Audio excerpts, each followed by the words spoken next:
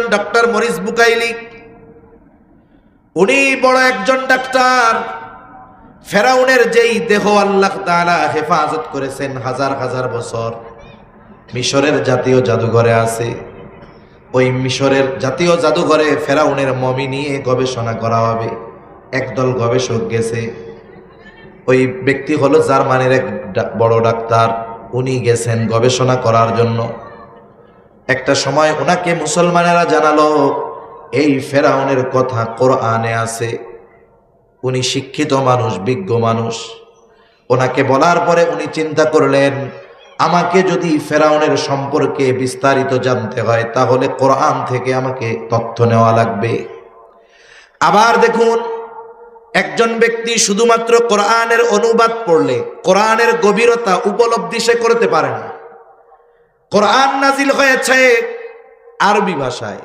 কেউ যদি কোরআনের গভীরে পৌঁছাতে চায়, কোরআনের গভীরে যদি পৌঁছাতে চায় তাহলে তাকে আরবি ভাষায় দক্ষ হতে হবে। কারণ আমি আপনি শুধুমাত্র বাংলা অনুবাদের মাধ্যমে কোরআনের গভীরতা উপলব্ধি করতে পারবো না। বরং যেই ভাষায় নাজিল হয়েছে ওই ভাষা জ্ঞান যদি আমার আপনার না থাকে তাহলে কোরআন বাংলা অনুবাদ করা যাবে, অর্থ জানা যাবে, কিন্তু কোরআনের গভীরতায় পৌঁছানো সম্ভব হবে না। এজন্য আমাদের দেশে কিছু ভাই আছে, দেখবেন সূরা ফাতিহা শুদ্ধ করে পড়তে পারে না। মাশাআল্লাহ, উনি বড় শায়েখ। কেমনে হইছে? বলে বাংলা অনুবাদ পড়ে তো উনি রেফারেন্স দেয়, বুখারী শরীফের এত নম্বর হাদিসে আছে, এটাতে আছে। ওনারা যদি কওয়া ওই জায়গা থেকে এক লাইন আরবিতে দেখা কও, ও বলবে যে একটু আমার 1 নম্বরের ছুটি দেন, আমি একটু আইতাছি। এটা বইলা ভাগবো আর আইব না। এখন উনি অনুবাদ করতেছেন শুধু, কিন্তু ওই ভাষার গভীরতা উপলব্ধি করার মতো যোগ্যতা ওনার হয় নাই। এজন্য পড়া যায় দিয়ে দেখে দেখে, অনুবাদ দেখে দেখে পড়া যায়, কিন্তু এটা বুঝতে হলে, অনুধাবন করতে হলে, হৃদয়ঙ্গম করতে হলে যারা কোরআন হাদিস বুঝে তাদের কাছে যেতে হয়। ঠিক কিনা বলে? নাইলে তো মনে করেন কত ডাক্তার পাওয়া যায় তো ঘরে ঘরে। 4 বছর MBBS কোর্স করার দরকার কি? MBBS কোর্স করবে 4 বছরে, তারে ধরেন 16টা বই পড়াবে। উনি একেবারে বিদেশ থেকে 50টা বই আইনা 4 বছর পড়ার পরে আপনাদের এই বাজারে যদি দোকান দিয়ে বসে যে MBBS যারা হয় বাংলাদেশে, বেটা ওরা পড়ছে 16টা বই, আমি পড়ছি 20টা বই, আমি ওদের চাইতে বড় ডাক্তার, আপনারা কি তাকে বড় ডাক্তার মানবেন না পিটানি দিবেন? কেন? এই ক্ষেত্রে স্বশিক্ষিত ব্যক্তিকে আপনারা গ্রহণ করেন না, কিন্তু দ্বীনের ক্ষেত্রে কোন ব্যক্তি যদি কোন মাদ্রাসায় না পড়ে, উলামা ইকরামের তত্ত্বাবধানে না থেকে এসে যদি ফতোয়া দেয়, আপনারা সেগুলো মাইনা নেন কেন? এক্ষেত্রে এত সহজ মনে হয় কেন? এজন্য কোরআনুল কারীম বোঝার জন্য, হৃদয়ঙ্গম করার জন্য ওই ভাষায় দক্ষ হতে হয়।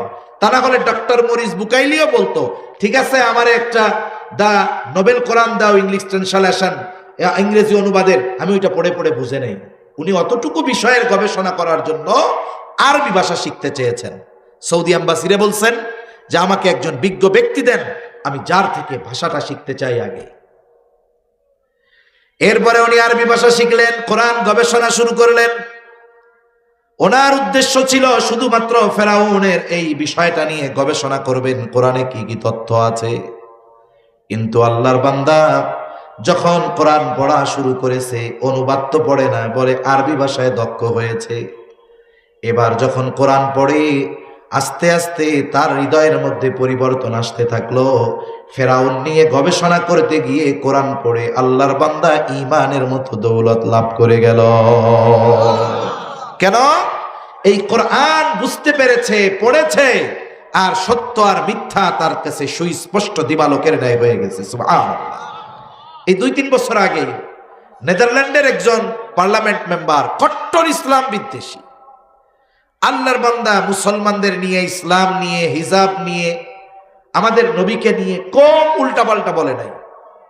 উনি চিন্তা করলেন আরো বেশি উল্টাপাল্টা যদি বলতে হয় তাইলে আমাকে মুসলমানদের ব্যাপারে আরো জানতে হবে। এজন্য এই পৃথিবীতে ইসলাম বিদ্বেষীদের অনেক মাদ্রাসা আছে। অনেক মাদ্রাসায় ইসলাম বিদ্বেষীরা খরচ করে তাদের পড়ায়। কেন পড়ায়? আলেম বানানোর জন্য?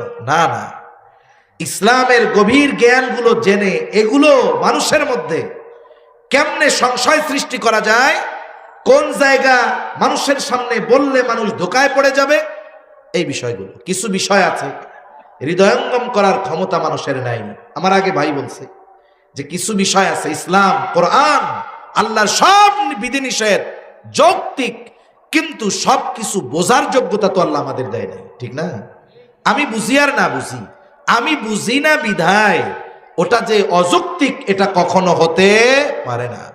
আমরা মানুষ, আমাদের জ্ঞান বড় সীমিত, আমাদের ইলম অনেক কম, এজন্য আমরা না বুঝলেই যে ওইটা ঠিক না এটা কিন্তু কোনো বিষয় নয়। কেউ যদি ওই বিষয়ের উপরে ইস্তেকামাত থাকে যে আমি না বুঝলেই ওইটা বেঠিক, তাহলে তার দ্বীনের উপরে চলা অনেক কঠিন হয়ে যাবে, ঠিক কিনা বলেন?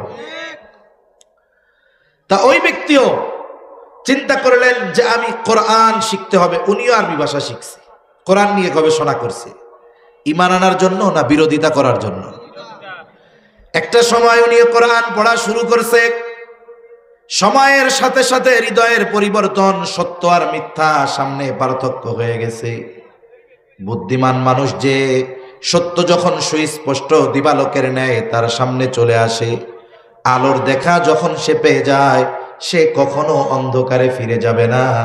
ওই ব্যক্তি কট্টর ইসলাম বিদ্বেষী, কোরআন শিখছে, সত্য মিথ্যার পার্থক্য বুঝে গেছে, আলোর দেখা পেয়ে গেছে, এই কোরআনের বদৌলতে সে ঈমান গ্রহণ করেছে, অন্তরে তার হেদায়েতের নূর প্রজ্বলিত হয়ে গেছে। এজন্য এই কোরআন সত্য মিথ্যার মধ্যে পার্থক্যকারী। একজন অমুসলিমও যদি নিরপেক্ষভাবে এই কোরআন তিলাওয়াত করে বুঝে, আশা করা যায় কোরআনের কারণে তার সামনে ঈমানের দ্বার উন্মোচিত হয়ে যাবে। এজন্য হলো কোরআন গোটা মানব জাতির জন্য